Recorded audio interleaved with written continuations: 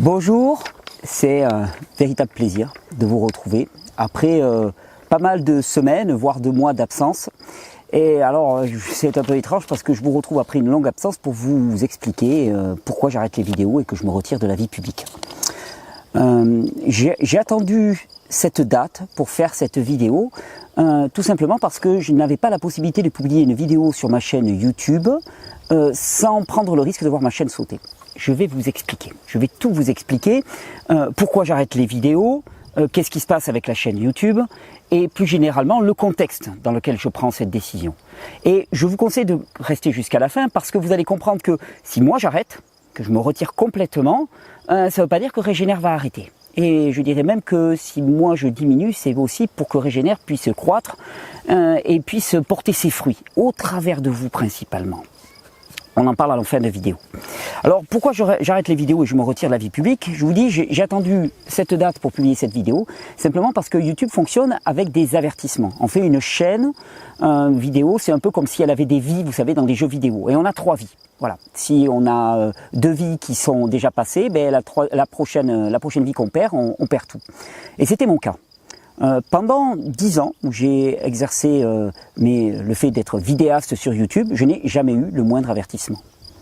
Et puis, vous l'avez vu, on va en parler beaucoup dans cette vidéo, il y a eu un véritable déchaînement médiatique toute l'année 2020 et en particulier tout le début d'année 2021 à mon encontre. J'ai fait les gros titres de pas mal de journaux, on va y revenir. Et il se trouve qu'au même moment, pour la première fois, j'ai eu non seulement mon premier avertissement YouTube, mais aussi mon second avertissement YouTube. Ce qui veut dire que à la prochaine vidéo que je sortais, je prenais le risque que cette vidéo soit supprimée et de perdre définitivement la chaîne YouTube. Ayant eu le premier avertissement début mars, et les avertissements courant sur 3 mois, c'est-à-dire qu'au bout de 3 mois, un avertissement, il disparaît, j'ai attendu début juin, la fin de la période des 3 mois pour publier cette dernière vidéo afin de ne pas prendre le risque que ma chaîne disparaisse. Et d'ailleurs c'est assez amusant parce que la vidéo qui a causé le deuxième avertissement, la première c'était une vidéo sur le jeûne avec Slobodan Despote. Il n'y a pas plus doux et gentil que Slobodan. C'était une vidéo très factuelle sur le jeûne, la dimension spirituelle du jeûne. Elle n'a pas plu, ou en tout cas, il y a des personnes qui se sont chargées de la striker, comme on dit, en faisant ce qu'on appelle des raids numériques, et donc la vidéo a sauté. La deuxième, c'était l'info en question, du 15 avril, dans lequel j'annonçais mon départ, expressément. Et la vidéo, qui était un live, elle a sauté au bout de 10 minutes. On avait à peine dit bonjour, aucun propos qui aurait pu être jugé comme tendancieux, bien sûr, mais la vidéo a sauté systématiquement. J'ai attendu, et voilà. Alors, c'est simple, on va aller droit au but. Pourquoi est-ce que j'arrête les vidéos? Pourquoi est-ce que j'ai pris cette décision? Après 10 ans de vidéos, je vous fais en bref, 10 ans de vidéos, plus de 100 millions de vues, plus d'1 mois au cumul de vidéos non-stop, plus de 530 000 abonnés. Pourquoi j'ai décidé d'arrêter les vidéos? Et simplement parce que je suis épuisé par le harcèlement. Le harcèlement, il y en a eu de tout temps, depuis presque le début où j'ai commencé mes vidéos, mais l'année 2020 et en particulier l'année 2021 a atteint des paroxysmes qui font que, voilà, dans ce contexte, je n'ai plus envie de continuer.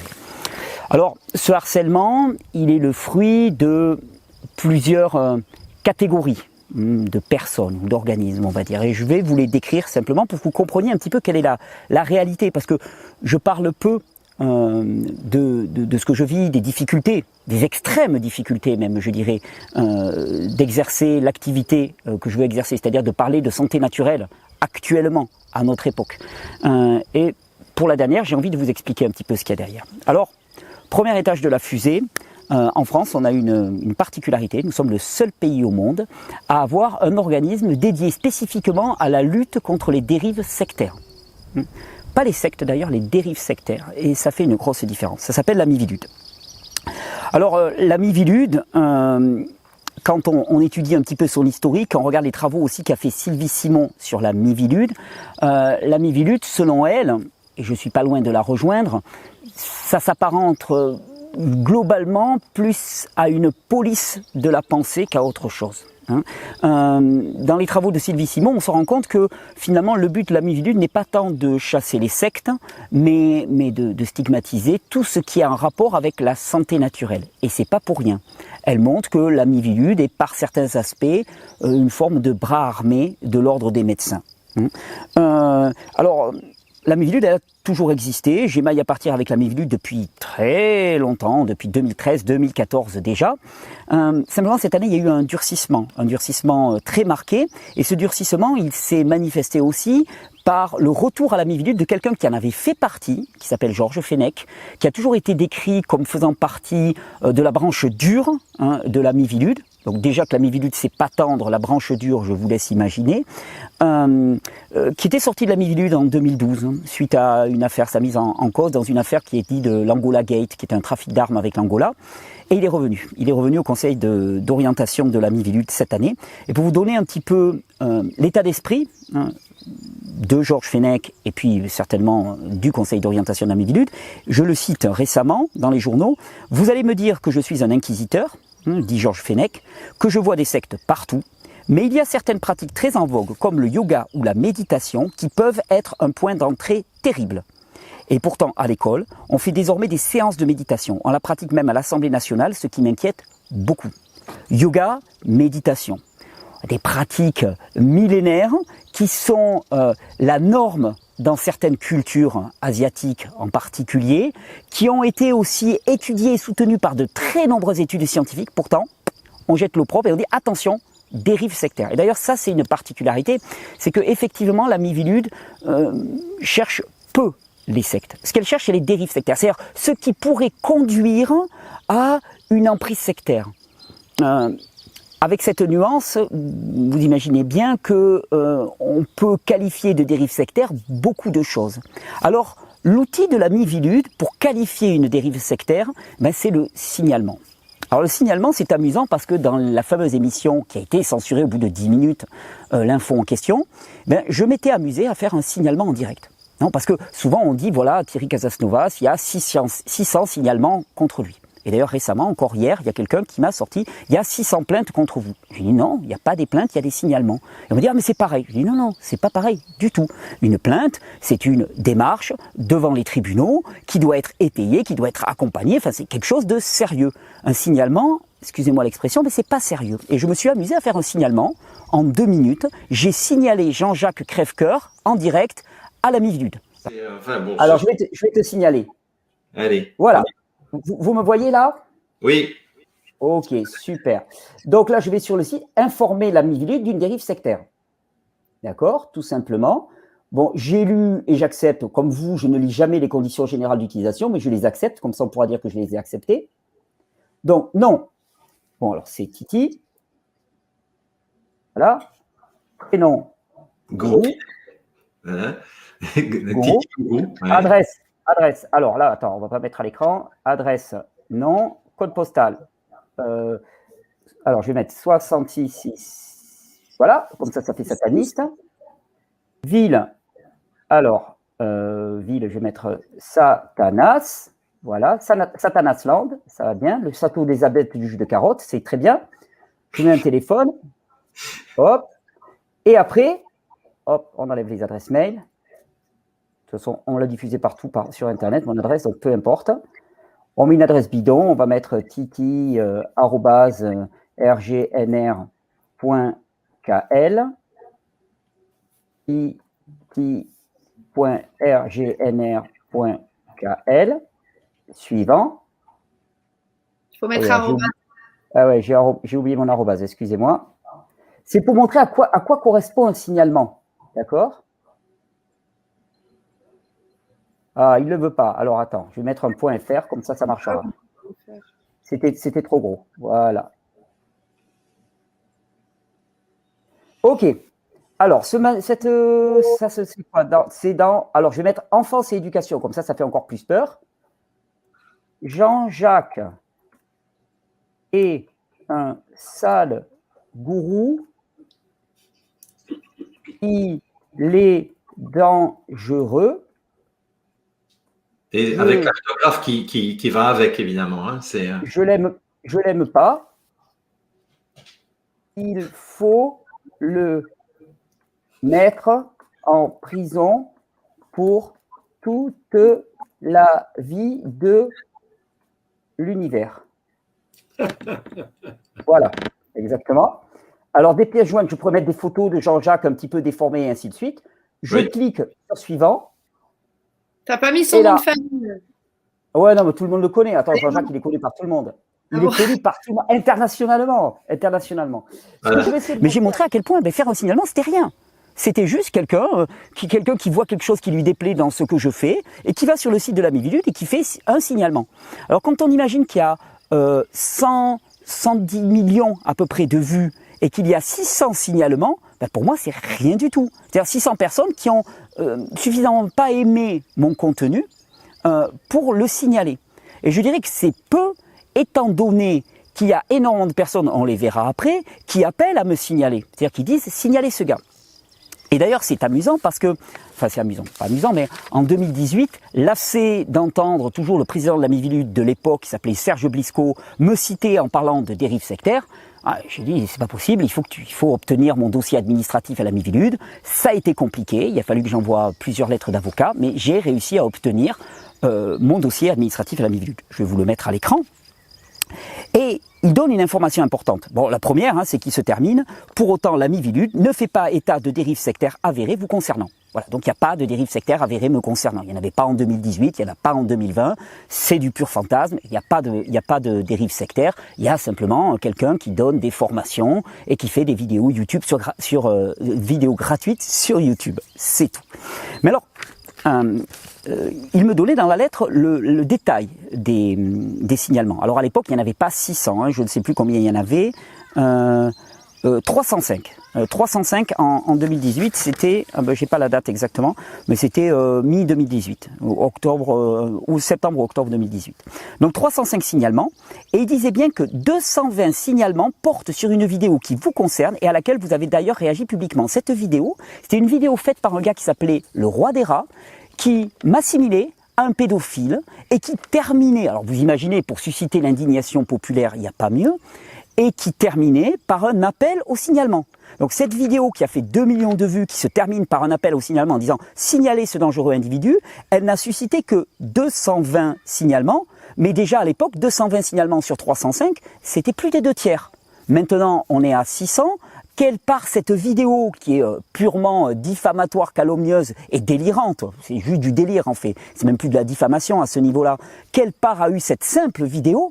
Donc quand on me dit 600 signalements à la Miviludes, pour moi c'est rien, ça signifie pas grand-chose. Pourtant, c'est ce qui est repris en chœur par les médias, on verra, c'est là le deuxième étage. D'ailleurs, c'est marrant, si on regarde cette lettre un petit peu que m'avait écrit Serge Blisco et qui est signée du président de la Miviludes lui-même, il parle bien. L'ensemble des éléments conduit la Miviludes à estimer que les discours, alors conduit la Miviludes à estimer, donc la Miviludes estime. Moi je peux estimer des tas de choses, c'est pas pour autant que je jette au pilori une personne, que je la diffame sur la place publique. Elle estime, la Miviludes, que les discours et les assertions diffusées, notamment au travers du site Régénère Vivre Cru, présentent des risques pour la santé des adeptes. Adeptes ? Mais il n'y a pas d'adeptes. Vous êtes des adeptes. Moi, je crois pas, je n'ai pas vu d'adeptes. Il n'y a pas des adeptes, il y a des personnes qui regardent des vidéos gratuites, et il y en a d'autres qui choisissent de participer à des formations. Ce sont des individus sains de corps et d'esprit qui ont envie de faire une démarche dans le sens de la santé, c'est tout. Alors, je vous passe les raccourcis qui étaient faits pour montrer le peu de connaissances et à quel point c'est un procès a priori à charge. Suivre exclusivement le régime à base de fruits et de légumes crus que vous proposez. J'ai jamais proposé un régime exclusivement. Déjà, j'ai jamais proposé un régime, et ensuite, je n'ai jamais proposé un régime exclusivement à base de fruits et de légumes. Je recommande, j'explique pourquoi il me semble que augmenter la proportion de fruits et de légumes crus dans son alimentation, entre autres, parce que l'alimentation ce n'est qu'un petit élément de l'équation, pourquoi ça peut avoir un impact très positif sur votre état de santé. Et puis il dit, ce régime exclusif peut conduire à une dégradation de la santé des personnes et particulièrement des enfants. C'est-à-dire, partout sur le site, il y a marqué, ces recommandations ne s'appliquent pas aux enfants. Donc, Monsieur Serge Blisco, il avait mal. Et puis, il parle de solutions simplistes présentées comme le seul recours possible. Je ne sais pas où il a vu ça. Et puis, enfin, la Miviludes observe que la commercialisation de compléments alimentaires. J'ai jamais commercialisé de compléments alimentaires. Tout ce que j'ai pu faire à une époque, c'est recommander, donc faire de la publicité, c'est de l'affiliation pour des boutiques qui, effectivement, avaient des compléments alimentaires. Mais comme font la plupart des youtubeurs. Donc, c'est faux à tous les niveaux, et c'est sur cette base-là qu'ensuite, je vais être poursuivi par la presse, voire par la justice. Donc, c'est pas très très sérieux tout ça. Alors, leur arme, c'est les signalements, mais ce qu'il faut savoir, c'est que tous les professionnels de santé qui m'ont approché de près ou de loin ont été inquiétés, soit par la Miviludes, soit par leur ordre respectif, ordre des kinés, ordre des pharmaciens, ordre des sages-femmes. D'une certaine manière, chaque profession fait régner la terreur. Et puis, pour couronner le tout, comme si ça ne suffisait pas, après, alors on verra une enquête soi-disant qui est menée contre moi depuis août dernier, dont je n'ai jamais entendu parler. Ce début mai, on apprend que l'UNADFI, c'est une association pour la lutte contre les sectes, alors une association dont la présidente est membre du conseil d'orientation de la Miviludes, et une association qui tire l'essentiel de ses revenus, de ses subventions, de subventions publiques. Je crois que j'avais fait le calcul, c'est 600 à 700 000 euros par an qui sont donnés à l'UNADFI pour mener à bien sa mission. Sa mission, c'est par exemple me traduire en justice, porter plainte contre moi. C'est-à-dire que l'argent public, le nôtre, est utilisé pour faire ce que moi j'appelle du harcèlement. C'est carrément du harcèlement. Alors, ça c'est le premier étage. Et c'est de là, d'une certaine manière, que vient l'intention. Ensuite, en dessous, il y a les journalistes. Vous avez remarqué, je pense que c'est impossible de ne pas le voir, j'ai un dossier énorme de tous les articles qui ont été écrits à charge contre moi. Et d'ailleurs, je remercie publiquement Guitou et Esteban qui m'ont compilé tous ces articles. Ça m'a été très utile, je vous remercie, pour prendre l'étendue de la diffamation médiatique. Parce que c'est de la diffamation. Quand on affirme des choses sans preuve, ça s'appelle de la diffamation. Qui ont été dites sur moi depuis, depuis longtemps, ça a commencé en 2014. Les premiers articles à charge contre moi, c'était en octobre 2014. Mais on va dire depuis le début de la crise sanitaire en particulier, et en particulier depuis décembre 2020 et tout ce début d'année 2021, c'est proprement hallucinant. Vous remarquerez que les journalistes ne font que parler de moi, pas du message. Et la plupart du temps, ils m'approchent en mentant sur leur finalité. Je vais vous expliquer ce que je veux dire par là. La plupart du temps, les journalistes m'écrivent en disant « Bonjour, monsieur Casasnovas, nous avons vu que vous étiez au centre de nombreuses polémiques. Nous voudrions vous donner la parole. » C'est faux. C'est faux. D'ailleurs, ma compagne souvent me reproche un petit peu ma naïveté, parce que longtemps, j'ai cru au mythe du bon journaliste. C'est-à-dire le journaliste qui vient, non pas pour faire une apologie de ce que je fais, pas du tout, mais qui vient pour étudier, comprendre. D'ailleurs, je vais vous raconter une anecdote.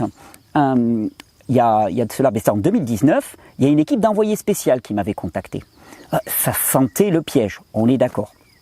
Mais bon, moi je leur dis, écoutez, je n'accepte plus d'interview, par contre, venez à un stage, je vous invite, venez essayer de comprendre ce que je fais.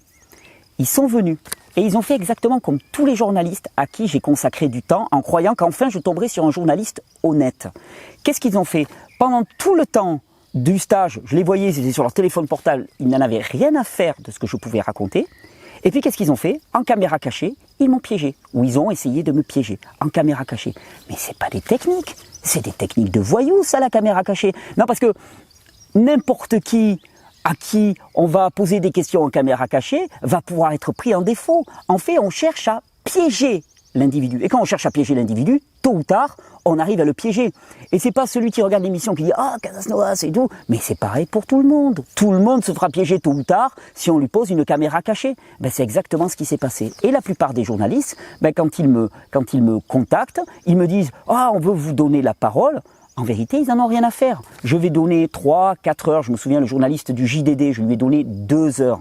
Qu'est-ce qu'il a fait de ces 2 heures? Il n'a rien écouté, il n'a rien retenu, sinon 2-3 éléments qu'il considère à charge, qu'il va tirer hors de leur contexte, qu'il va caricaturer pour faire de moi un parfait salaud. Et tous les journalistes ont fait de pareil. Les journalistes de Society, par exemple, qu'est-ce que je leur ai consacré du temps, hein? Et vraiment, c'est ordurier ce qu'ils ont fait. Je ne sais même pas comment ils peuvent se regarder devant une glace. Je ne sais même pas comment ils arrivent à faire ça. C'est pas du journalisme. Ils ont exactement la même démarche que ce qu'on va retrouver encore en dessous, qu'on appelle les zététiciens, les trolls zététiciens comme je les appelle. C'est juste une démarche à charge. C'est-à-dire, ils viennent pour prouver ce qu'ils pensent déjà. C'est absolument pas une démarche de journaliste ni une démarche de scientifique. Et alors, ils caricaturent. extrême droite me concernant, misogynie, homophobie, business véreux. C'est les clichés du salaud, on est d'accord. J'ai jamais vu autant de mensonges proférés sur moi. Quiconque connaît mon travail sait très bien que je ne suis absolument pas politisé, ni d'extrême droite, ni d'extrême gauche, ni de droite, ni de gauche. C'est le cadet de mes soucis. Misogynie, homophobie, c'est sans propos, il n'y a rien à voir avec tout ça. Et business véreux, j'ai une entreprise qui donne des formations, qui fonctionne comme des centaines de milliers d'autres entreprises en France et qui n'est pas plus véreuse que toutes les autres entreprises en France qui gagnent honnêtement leur vie, quoi, qui font leur travail. Alors vous allez me dire, mais bon, tout ça, c'est des articles, c'est une cinquantaine d'articles sur Internet, enfin sur le journaux, c'est pas grave. Alors déjà, je vais vous dire, voir son nom associé à des qualificatifs diffamatoires de charlatan, d'escroc, d'arnaqueur, de gourou, de laisser entendre qu'il y a des gens qui sont morts, qui ont vu leur santé dégradée lourdement à cause de moi, que je suis responsable de leur dégradation de leur qualité de vie. Déjà, c'est pas facile à vivre. Voir les gros titres sur soi, pour moi, pour mes proches, pour ma famille, pour mes amis, je peux vous dire que c'est lourd. Voir aussi, parce que le harcèlement, ça s'arrête pas là, c'est pas simplement dans les journaux. Des journalistes qui vous barrent la route, comme ça m'est arrivé, pour essayer de vous prendre en photo de force, ça s'appelle une violation de la vie privée. Des gens qui vous traquent, qui tournent autour de vous, qui essaient de trouver l'endroit où vous habitez, c'est du harcèlement, c'est proprement du harcèlement. Mais ça va plus loin. Ça va plus loin, parce que ces articles, par exemple, ils ont une conséquence extrêmement lourde pour moi. Ce que j'avais de plus cher m'a été pris. J'ai perdu la garde de mon fils en février dernier, principalement sur la foi de l'article qui a été publié dans l'Express. Principalement là-dessus, qui me faisait passer pour le parfait salaud, et donc j'ai perdu le droit d'avoir la garde de mon fils. Et puis, c'est intéressant de voir aussi comment ça fonctionne, et puis sur la foi aussi d'une image, complètement tiré hors de son contexte. Et ça, c'est le propre de la manipulation. Je ne sais pas si vous vous souvenez, en octobre dernier, j'avais sorti une série de vidéos en vérité. En vérité, c'était la première fois où je parlais du harcèlement. D'ailleurs, on va y revenir juste après sur En vérité, parce que c'est très intéressant ce qui s'est passé sur ces vidéos. Mais on y revient juste après. Pour faire un peu un teaser, pour annoncer ces vidéos, j'avais demandé à mon ami Pierre Allaire, qui était présent à ce moment-là avec moi, de réaliser une vidéo à charge caricaturale. L'idée, c'était de prendre une de mes vidéos et de simplement montrer que par le montage vidéo, l'ajout de musique, des déformations et des montages photos et vidéos, on pouvait me faire passer pour un fou furieux. Et donc, sa vidéo était une véritable mise en abîme qui allait crescendo et qui terminait par une image où j'apparaissais en djihadiste. Donc c'était pour choquer, on est d'accord. Et dans le contexte, on comprenait parfaitement, c'était une caricature. D'ailleurs, juste après cette image, que j'étais en train de regarder le film sur un téléphone portable, ça revenait sur moi et je lui disais, oh, t'es allé fort là, t'as un peu exagéré. Donc on comprenait parfaitement ce qu'il en était. Cette image a été saisie, donc complètement mise hors du contexte, et la mise hors contexte, c'est vraiment l'arme des pervers manipulateurs. Ça, c'est caractéristique. Donc cette image a été saisie hors contexte et a été publiée par mon cher ami Clément l'extracteur. Elle a été publiée comme ça, juste en rapport avec les attentats de Nice. Il disait, regardez les attentats de Nice, regardez ce que fait Casas Novas. Et puis dessous, bien sûr, commentaires indignés qui parlent d'incitation au terrorisme. Eh bien, cette image-là, elle s'est retrouvée sur le bureau du juge, et elle a déterminé que voilà, ce fait-là était gravissime, et donc, alors j'ai eu beau expliquer, donner les explications de Pierre Allaire, j'ai perdu la garde de mon fils. Donc c'est pas simplement des articles de journaux, ça vient toucher ce que j'ai de plus cher. Puis bon, vous avez vu aussi l'histoire de Constance. Constance, je vous raconte l'histoire. France Télévisions, France 5, annonce à grand renfort de publicité sur les réseaux, qu'ils vont faire une émission qui va concerner moitié le film Hold Up de Pierre Bernébias et moitié le gourou du cru, les dérives de santé du gourou du cru illuminé Thierry Casasnovas. Dans cette émission qui passe un dimanche soir, on voit principalement basé sur le témoignage d'une jeune fille qui s'appelle Constance, qui explique dans l'émission son parcours dans lequel, tel qu'on le comprend, tel que c'est monté, on entend que elle a failli se suicider à cause de moi. Qu'elle a tout perdu, son compagnon, son argent, sa santé, à cause de moi, et qu'elle est arrivée au bord du suicide. C'est lourd. Bien sûr, c'est matière à susciter une indignation généralisée. Manque de bol, le lundi matin, il y a Constance qui nous contacte par l'intermédiaire de personnes qui connaissaient une de mes salariées. Constance qui nous contacte, qui nous fait passer le mot, qui nous dit « Mais écoutez, je ne comprends pas du tout ce qui s'est passé. J'ai donné plus de 5 heures d'interview. Ils ont complètement trafiqué mon témoignage et c'est absolument pas ce que je voulais dire. » Qu'est-ce que j'ai dit à Constance? J'ai dit « Si c'est vrai ce que tu me dis, ben, c'est grave. Dis-moi où tu habites, je viens. » Et je viens filmer, ton témoignage. C'est ce que j'ai fait, un témoignage sans aucune coupure, contrairement à France Télévisions, sans aucun montage. On voit exactement qu'elle est libre de répondre. Et qu'est-ce qu'elle raconte? Elle raconte comment ces journalistes qui m'accusent allègrement d'abus de faiblesse ont là pour le coup fait de l'abus de faiblesse sur une jeune fille qu'ils ont gardée quasiment toute une journée. Elle dit qu'elle était au bout du rouleau avec eux, elle le dit dans la vidéo, qui lui ont fait répéter des phrases jusqu'à ce que ça convienne, qui lui ont fait dire littéralement ce qu'ils voulaient, et qu'ensuite ils ont coupé, ils ont tronqué pour arriver à prouver, parce qu'ils voulaient prouver, c'est ce qu'on appelle le biais de confirmation, c'est-à-dire que j'étais un homme dangereux. Cette vidéo, je l'ai publiée. Elle a été très vue sur Facebook, elle a dépassé le million de vues, moins sur YouTube, parce que YouTube était plus du tout favorable. Est-ce qu'un quelconque média en a parlé? Jamais. Ils font bloc. Et d'ailleurs, c'est l'une des caractéristiques des médias. C'est que les médias, ils peuvent dire absolument n'importe quoi dans leurs articles. Alors, on va te dire, il faut les attaquer en diffamation. Sérieux, quand il y a 50 journaux qui font des papiers sur toi, tu vas pas intenter 50 procès en diffamation, demander des droits de réponse, faire des batailles d'avocats. Enfin, en tout cas, je peux pas le faire. Je vais me ruiner la santé, ruiner en énergie et puis ruiner financièrement. D'ailleurs, je pense que c'est leur stratégie. C'est-à-dire, c'est de t'accaparer tellement ton attention que tu ne peux plus faire le travail qui était le tien.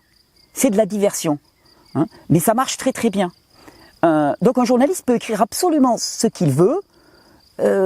S'il est pris en tort, à part qu'il y ait d'autres journalistes qui viennent dénoncer ce qu'il a fait, c'est-à-dire c'est vraiment dans un milieu fermé, ça ressortira nulle part. Les mea culpa de journalistes, ça court pas les rues. Et je vais vous donner un exemple.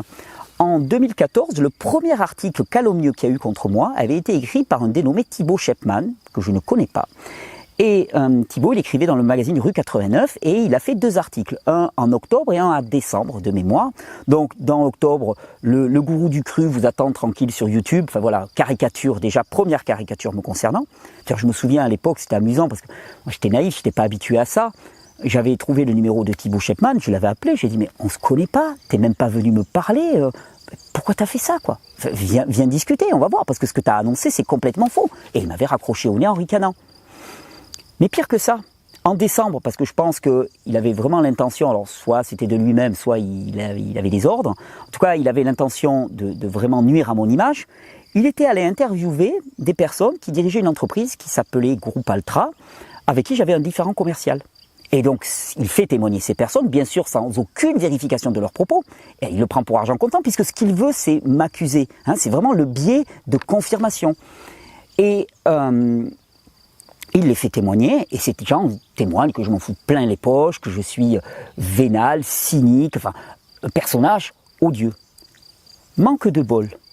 2 ans après, Groupe Altra a été condamné, vis-à-vis de l'association Régénère que je présidais. D'ailleurs, je vous signale que tous les articles qui avaient été écrits à l'époque, quand on parlait d'argent, c'était de l'argent pour une association dont j'étais le président bénévole. C'est-à-dire que je n'ai jamais touché le moindre centime. Avec cette activité-là. Passons.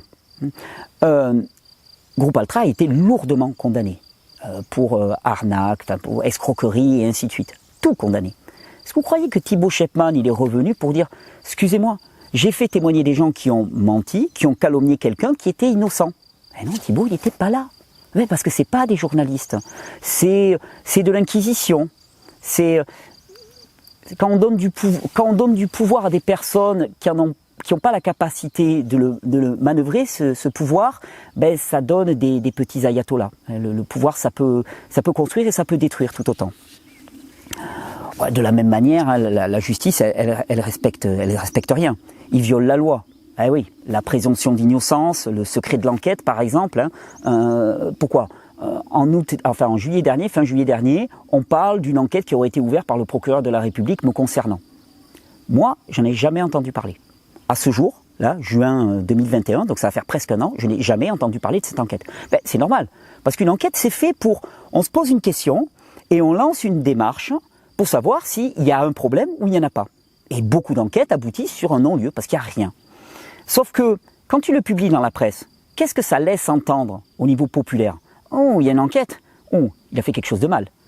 Pourtant, en France, on a quelque chose qui s'appelle la présomption d'innocence. Et si la presse n'a pas le droit de parler d'une enquête, de violer le secret de l'enquête, c'est simplement pour préserver la présomption d'innocence. Parce qu'ils savent très bien, violer le secret de l'enquête conduit à du harcèlement. Et c'est fait à dessein.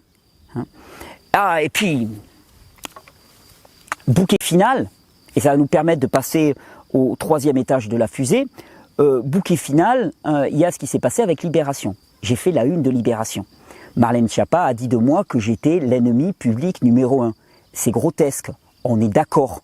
Je veux dire, c'est attentat au jus de carotte. Donc c'est n'importe quoi, on est d'accord. Mais Libération a fait la une me concernant. Juste avant ça, il y a une tribune, quelques jours avant même, il y a une tribune qui a été signée par des personnes qu'on va voir juste après, ce que j'appelle les trolls zététiciens, qui sont les personnes qui ont exercé le plus gros harcèlement me concernant depuis février 2020. Et ces gens-là, qu'est-ce qu'ils font? Ils font une tribune pour dire oh, on n'est plus en sécurité quand on fait notre travail, alors moi je traduis d'inquisiteur, on n'est plus en sécurité, on se fait harceler sur les réseaux. Non mais attends, des gens qui insultent, qui diffament, qui méprisent à longueur de temps, qui viennent se plaindre parce que de temps en temps ils ont un petit retour de bâton. Vous savez, ça c'est la caractéristique des pervers, ou des manipulateurs, ou des pervers manipulateurs si on veut. Qu'est-ce qu'ils font? Ils te harcèlent, ils te persécutent, toi tu dis rien, et le jour où tu oses lever le doigt pour dire « excusez-moi, là c'est pas normal ce que je vis », ils crient au harcèlement. C'est le propre de la manipulation. Ça, c'est vraiment le propre de la manipulation. Alors oui, on en arrive au 3e étage. Et ce qu'il faut savoir, c'est que les médias donnent une visibilité extraordinaire à ces personnes qui ne représentent pas grand-chose. C'est-à-dire qu'en nombre d'individus, ils sont très très peu, mais il y a un choix délibéré dans la presse actuellement de pousser une approche qui est même pas scientifique, qui est scientiste, qui est une insulte même à la science par les méthodes qu'elle emploie, de personnes qui sont dans une démarche idéologique de destruction et de stigmatisation de tout ce qui a à voir avec une approche alternative de la santé. Voilà, c'est le 3e étage. C'est le ras des pâquerettes, même en dessous de la terre. C'est ce que j'ai appelé les trolls zététiciens. Clément, notre ami de l'extracteur, qui fait partie du collectif l'extracteur. La tronche en biais, enfin voilà, j'en passe, hein, vous les reconnaîtrez. Alors, qu'est-ce que c'est que la zététique, vous allez me dire? Alors, c'est une méthode qui est dite hypercritique. La méthode hypercritique, c'est une analyse ultra minutieuse à charge du discours d'un individu. Quelque part, on cherche à trouver tout ce qu'il dit de faux. C'est une démarche, ce qu'on appelle une démarche négative. C'est pas une démarche positive dans laquelle on étudie les arguments et puis on les critique. Non, c'est une démarche dans laquelle on va chercher le biais. Exactement comme les journalistes qui pratiquent un peu la même méthode. Il n'y a aucun esprit critique. C'est une idéologie. Il n'y a pas de science dans l'idéologie. C'est du pur émotionnel. Il faut voir les commentaires de certains. Ah, il me dégoûte, il me débecte et tout. Mais ça, c'est pas de la science. On s'en fout qui te dégoûte et qui débecte. C'est pas de la science. Et la science, elle est littéralement prise en otage par des personnes qui sont des idéologues et qui prétendent la représenter. Et qui simplifient tellement la science que ce n'est plus de la science. Et d'ailleurs, si on n'est pas d'accord avec eux, c'est qu'on est contre la science. La science. Alors, comme je vous l'ai dit, ils sont très peu nombreux, mais les médias leur donnent une visibilité maximale, donc c'est la gloire pour eux d'une certaine manière. Et une chose qui est intéressante, c'est qu'ils se présentent comme l'esprit critique d'une certaine manière. Mais je vous le dis, en octobre dernier, je fais une série de vidéos, en vérité, de 4 vidéos. La première parlait de l'histoire de Régénère et les 3 autres parlaient du harcèlement par moi ce que j'appelle vraiment des sectes. Le mot est peut-être exagéré, en tout cas par ces groupes idéologiques anti-science. Et qu'est-ce qui s'est passé? Ces vidéos, elles ont eu un sort très très particulier. Très rapidement, les vidéos, alors elles étaient sur ma chaîne, il n'y a pas eu de signalement en tant que tel, il n'y a pas eu de suppression de vidéos, sauf que moi je pouvais les voir, mais quiconque d'autre ne pouvait pas les voir. Et puis quelques temps après, donc déjà, ça c'est très particulier. Ça veut dire que YouTube l'avait organisé. Donc, il y a de la connivence. Et ensuite, qu'est-ce qui s'est passé? Les vidéos ont été supprimées pour atteinte à la vie privée. Non mais t'imagines, ça fait 1 an que je suis harcelé, que mon adresse personnelle, que mes coordonnées, mon téléphone, mon adresse mail, tout est publié sur la toile. On me crache dessus, on me traite comme le dernier des salauds, comme une ordure. Et je me vois supprimer une vidéo parce que je parle du harcèlement dont je vis pour atteinte à la vie privée. Parce que Clément, le petit prof de SVT, ne supporte pas qu'on parle de lui et qu'on dévoile ce qu'il vit. C'est le monde à l'envers, c'est ce qu'on appelle une inversion accusatoire. Ça encore, très très caractéristique. Alors, c'est toujours pareil, l'idéologie, ça exacerbe le pire de l'individu. Et quelle que soit l'idéologie, parce que ça lui donne l'impression d'être dans le camp des bons, dans le camp de la vérité. Et donc, parce qu'il est dans la vérité, il a le droit de détruire tout ce qui n'est pas dans le même camp que lui. Et toutes les idéologies, le crudivorisme, le véganisme, quand ça tourne à l'idéologie, je dirais même souvent on se rend compte que l'idéologie n'a rien à voir avec le sujet initial. C'est-à-dire avoir une alimentation qui contient beaucoup d'aliments crus, ça peut avoir d'énormes bénéfices en termes de santé, vous êtes très nombreux à en témoigner. Par contre, si vous rentrez dans le crudivorisme, que ça devient une idéologie, que c'est la seule chose bonne à faire, ce que me reproche l'ami Vidute et qui n'est absolument pas présente dans ma démarche, eh bien, ça devient une idéologie et ça n'a plus grand chose à voir avec le crudivorisme, avec le fait de manger cru. L'important, c'est de se rassurer avec une espèce de ligne rigide que l'on va suivre et qui va nous permettre de juger du bon et du mal. Le bon, c'est celui qui fait comme toi, le mal, c'est celui qui ne fait pas comme toi. Et comme celui qui ne fait pas comme toi, eh bien, tu as le droit d'utiliser n'importe quelle méthode pour le diffamer, pour le détruire. Alors, là encore, vous allez me dire, oui, mais ça s'exprime sur la sphère Internet, il suffit de ne pas regarder sur Internet. Alors déjà, mon travail, mon activité se passe sur Internet, donc c'est impossible de ne pas le voir. Mais il faut savoir que mes proches, mes partenaires commerciaux ont été inquiétés, y compris physiquement, menacés par ces personnes, diffamés, insultés. Et comme je vous le disais, le jeu bourreau-victime qui est spécialisé, c'est-à-dire qu'ils vont harceler quelqu'un, puis si la personne se rebiffe, alors sur Twitter, ils s'esbaudissent en disant « Oh mon Dieu, mais c'est scandaleux » et ainsi de suite. Ça, c'est typique des manipulateurs. Et il y a vraiment une rage me concernant de leur part. Ils sont rageux.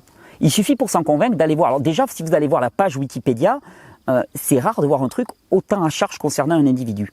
Mais si vous alliez voir les discussions, parce que pour que quelque chose soit publié dans une page Wikipédia, avant ça passe par un espace de discussion, où on discute de la validité d'une information avant de le publier.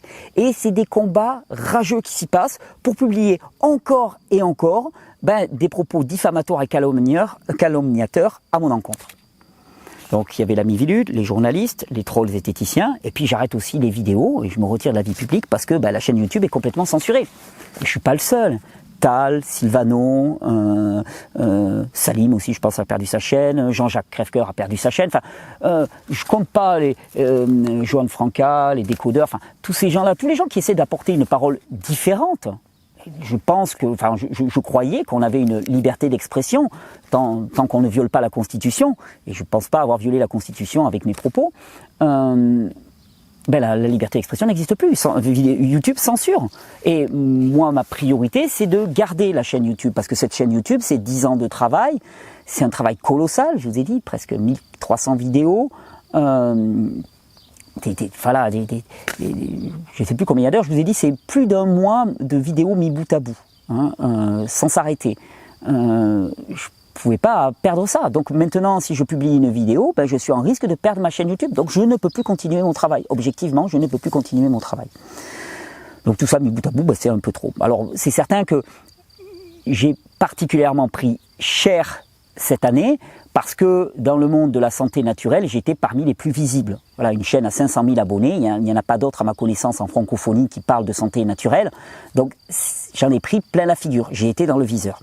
Mais je me retire parce que ça prend trop de place pour moi et pour mes proches. On va dire, je protège ce que j'aime, parce que c'est plus possible. Alors, si vous entendez tout ça, vous allez dire, c'est une année super dure pour toi Thierry, c'est catastrophique. Oui, il y a du très dur, on est d'accord, mais il y a du très beau aussi. Il y a du très beau parce que dans l'adversité, on voit aussi où sont les vrais amis. On voit aussi ceux qui vous trahissent, ça c'est clair. Et des fois, la pilule est amère. Mais on voit aussi les vrais amis, les gens qui se mouillent pour vous, les gens qui n'ont pas honte d'apparaître avec vous. Hein. Et ceux-là, bah, tu peux te dire que quand ils tiennent, quand ça cartonne autant, tu peux te dire que c'est vraiment des gens fidèles. Et puis bon, j'ai la chance d'avoir voilà, une équipe autour de moi qui est vraiment fabuleuse, de gens soudés, soutenants, empathiques, humains, une famille aussi qui est très très soutenante, une compagne qui m'accompagne de façon incroyable et qui est vraiment avec moi à 100% et qui me soutient énormément. Donc il y a vraiment, vraiment énormément de belles choses aussi, de très très belles choses pour moi. Mais il fallait qu'à un moment ou à un autre, je prenne la décision de prendre soin de moi. Vous savez, je vous parle de santé depuis maintenant 10 ans, et souvent je vous parle de catabolisme et d'anabolisme. Voilà, et le catabolisme ne peut pas durer éternellement. Il y a un moment où il faut de l'anabolisme.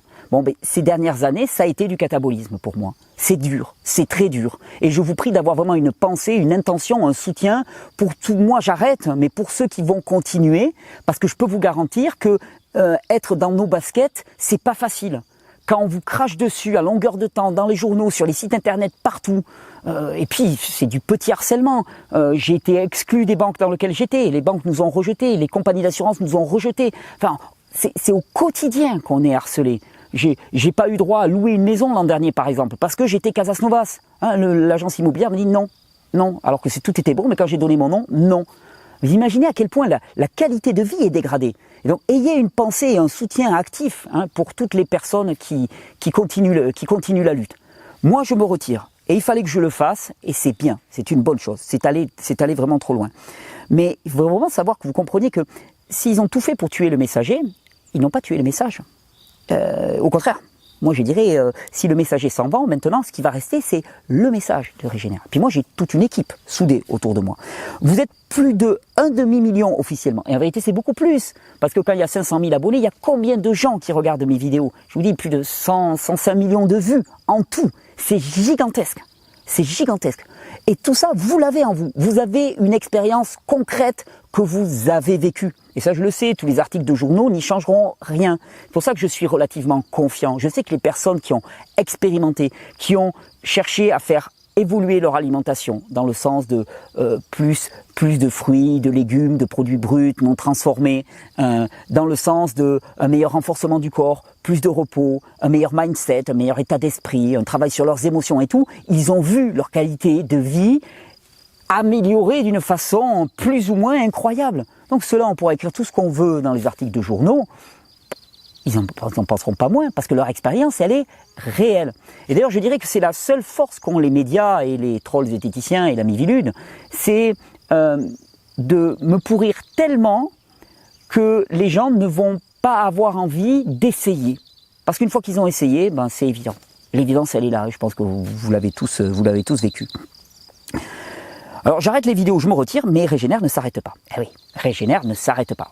Au contraire, je dirais même que par certains aspects, peut-être que vous allez découvrir, même si, bon, peut-être qu'il y en a certains déjà qui m'ont dit « Ouais, on est un peu tristoun que les vidéos disparaissent », je le comprends, moi aussi, par certains aspects, parce que c'était quand même, tout ce volume de vidéos, je peux vous dire que c'était une part essentielle de ma vie, et j'ai bossé là-dessus, c'est vraiment un projet que j'avais à cœur, que j'ai fait totalement bénévolement, les vidéos sur YouTube, voilà, c'est 10 ans de ma vie, là, que j'arrête d'un seul coup, donc ça fiche le vertige. Mais vous savez, on regrette toujours ce qu'on laisse, parce qu'on a peur du changement.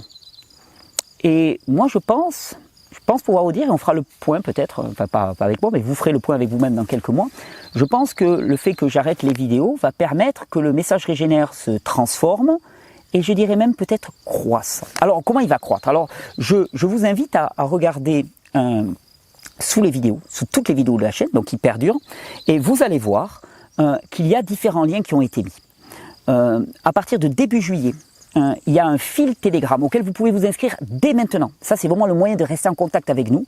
Un fil Telegram qui va faire, Telegram, c'est une messagerie, un peu comme WhatsApp, mais a priori plus sécurisée, qui va faire que 2-3 fois par semaine, vous allez recevoir de notre part, de la part de l'équipe, moi j'en suis plus, mais de la part de l'équipe, vous allez recevoir des recettes, des conseils de physio, tout ça c'est gratuit, des encouragements, des messages inspirants, enfin tout ce qui faisait le contenu des vidéos, des articles de fond sur la physiologie, ben, tout ça vous allez le recevoir directement sur votre téléphone dans une messagerie qui s'appelle Telegram.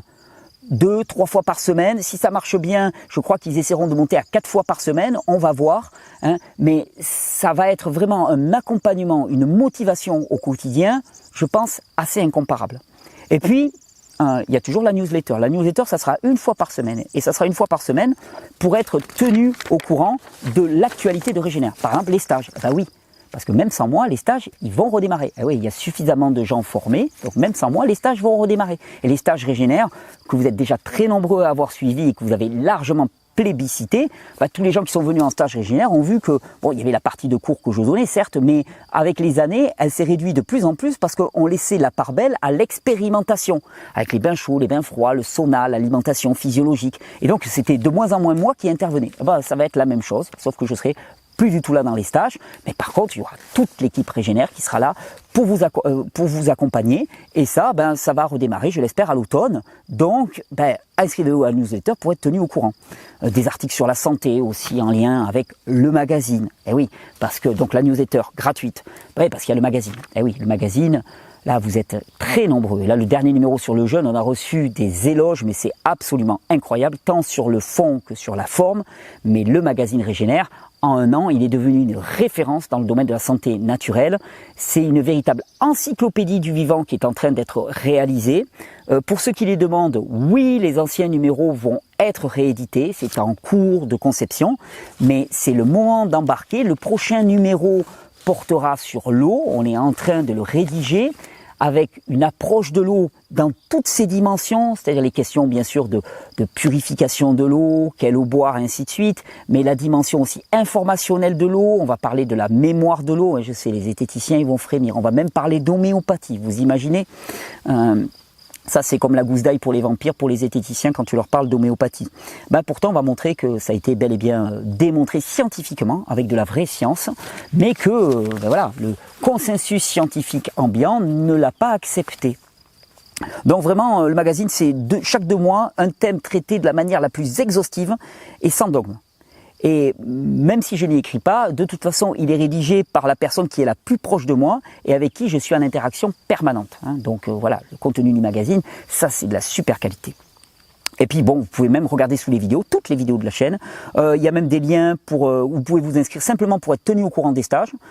Ou simplement aussi, vous savez, j'avais régulièrement des sweats, des t-shirts Régénère que vous avez beaucoup appréciés. Et voilà, ils vont être disponibles. Il y a aussi le lien, et je tiens vraiment à vous remercier, et particulièrement en cette période, pour toutes les personnes qui me soutiennent via Patreon, donc ils me font des dons via Patreon. D'ailleurs, pour la petite histoire, pour vous dire à quel point ça peut aller loin. Avant, j'avais un compte Tipeee, comme tous les producteurs de contenu gratuit, qui disent si vous me laissez un petit pourboire, un tip en anglais, vous pouvez, si vous avez apprécié ma vidéo, laissez-moi un petit pourboire. Et bien sûr, les hordes zététiciennes se sont empressées de faire pression sur Tipeee, de créer le scandale, et mon compte Tipeee a été fermé. Heureusement, il y a un système américain qui s'appelle Patreon, qu'ils n'ont pas réussi à faire fermer, et je vous remercie tous ceux qui m'apportent leur soutien par Patreon. C'est très utile actuellement parce qu'il y a beaucoup d'affaires en cours. Ça me coûte cher, à titre personnel en avocat, donc je vous remercie sincèrement de tout votre soutien, ça m'est particulièrement utile, toute ma gratitude. Comprenez bien, je vous l'ai déjà dit, si je me retire, c'est parce que c'était nécessaire, je dois prendre soin de moi et de mes plus proches, et de mes proches globalement, et c'est aussi dans l'idée que quand il y a une tête qui ressort, c'est très facile de la dézinguer. Et c'est ce qu'ont fait les médias. Ils se sont fait plaisir, ils ont caricaturé ma personne, et ils ont essayé de jeter le discrédit sur tout le mouvement Régénère.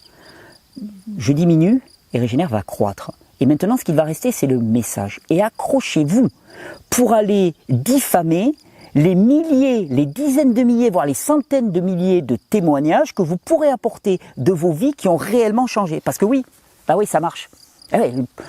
Tous les articles de journaux pourront raconter tout ce qu'ils veulent sur moi, sur les caractéristiques de ma personnalité inventée, sur une caricature de qui je suis. Il n'empêche que ça marche.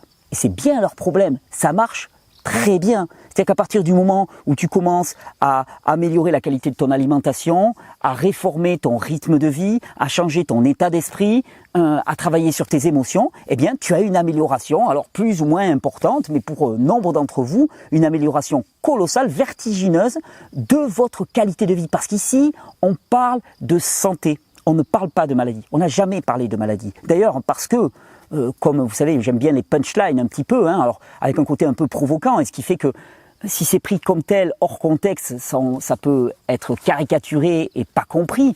Mais je vous l'ai dit souvent, les maladies n'existent pas. La maladie n'existe pas. Il n'y a pas de particules de maladie. Vous allez me dire, oui, mais il y a des virus, il y a des bactéries. Mais vous l'avez bien vu avec cette histoire de Corona. L'impact du virus dépend totalement de quoi? Du terrain. C'est-à-dire qu'il n'y a pas de maladie dans l'absolu. Il y a des éléments dans notre environnement qui vont avoir un impact sur notre organisme qui sera dépendant de quoi? De notre niveau de santé, dépendant de notre niveau de santé. C'est donc bien là-dessus qu'il faut jouer. Et ça a été tout mon message pendant 10 ans. La maladie n'existe pas. La maladie n'existe pas, c'est juste l'absence de santé. C'est tout simple, c'est évident. N'importe quel enfant peut le comprendre. Et pourtant, c'est ce qui actuellement est diffamé et calomnié. Le message, vous l'avez saisi. Tout est dans les vidéos. Je vous le laisse, c'est un peu mon héritage d'une certaine manière. Je suis vraiment follement heureux de tout ce que nous avons vécu. De ces conférences incroyables où vous vous êtes tous rencontrés. Je pense à la conférence à Paris avec Gilles Lartigot, Claire Serveur, à Corinne Gouget.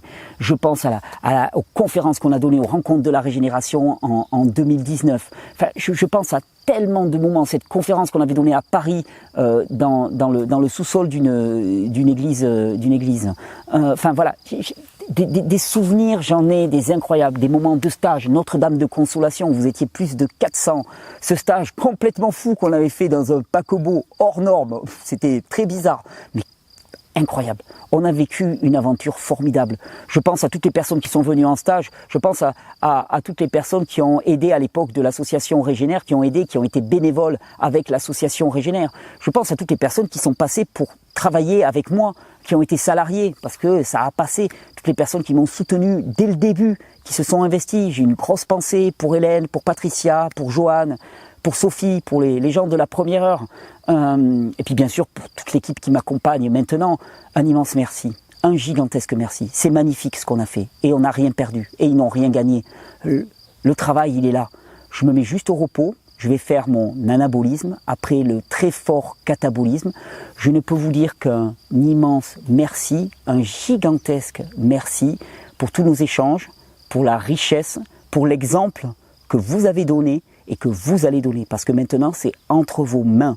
Et c'est entre les mains de tellement de milliers de personnes que ça ne pourra jamais s'arrêter. Vous savez, en stage, je racontais souvent une anecdote qui m'a toujours beaucoup touché. Elle concerne une rébellion qui avait eu lieu dans un état du Mexique qui s'appelait le Chiapas. Dans le Chiapas, il y avait des paysans extrêmement pauvres qui étaient asservis par le gouvernement de Mexico.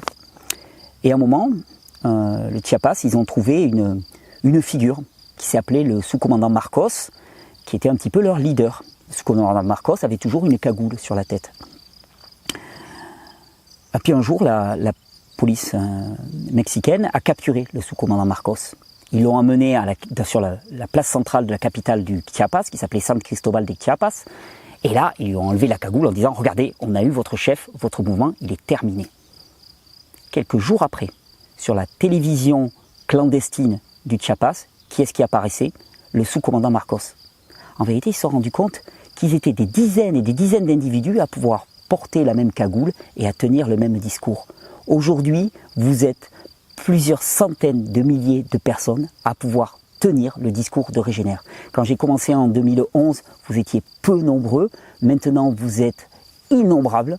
Et c'est pour ça que le message va devenir de plus en plus fort. Je vous dis un immense merci. Je vous souhaite une très très belle vie. Ça va me faire bizarre de ranger mes micros, mes caméras juste après cette vidéo. Je suis assez ému. Mais à part vous dire merci et savourer tout ce qui a été accompli, j'ai pas d'autre mot. Bonne vie. Cultivez la santé, partagez ce message de vie car il transforme réellement des vies. Tu veux changer le monde commence par toi-même. À chaque jour, à chaque seconde, suffit à peine tu veux changer le monde. Alors pense par toi-même.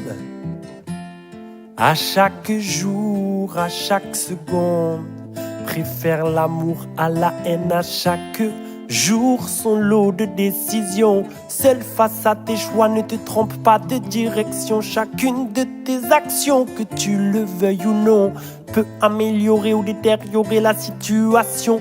Chaque geste compte. Avançons pas à pas. Tu sais au fond de toi qu'ensemble on peut changer tout ça. Ce n'est qu'à force de persévérance que bientôt viendra le jour de la délivrance. Tu veux changer le monde. Commence par toi-même. À chaque jour, à chaque seconde, suffit à peine tu veux changer le monde. Alors pense par toi-même. À chaque jour, à chaque seconde, préfère l'amour à la haine. À chaque jour, son lot de désillusions.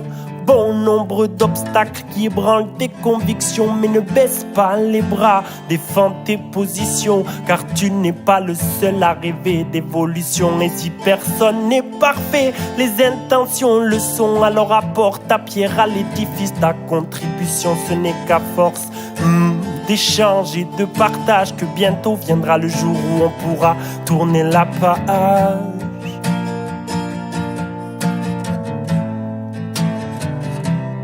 Tourner la page.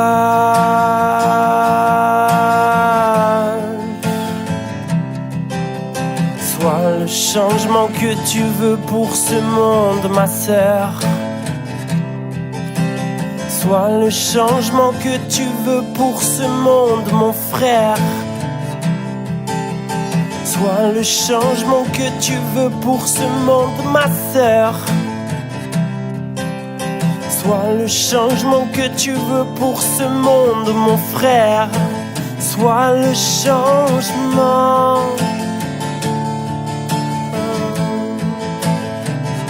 Sois le changement.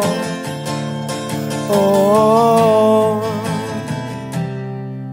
tu veux changer le monde.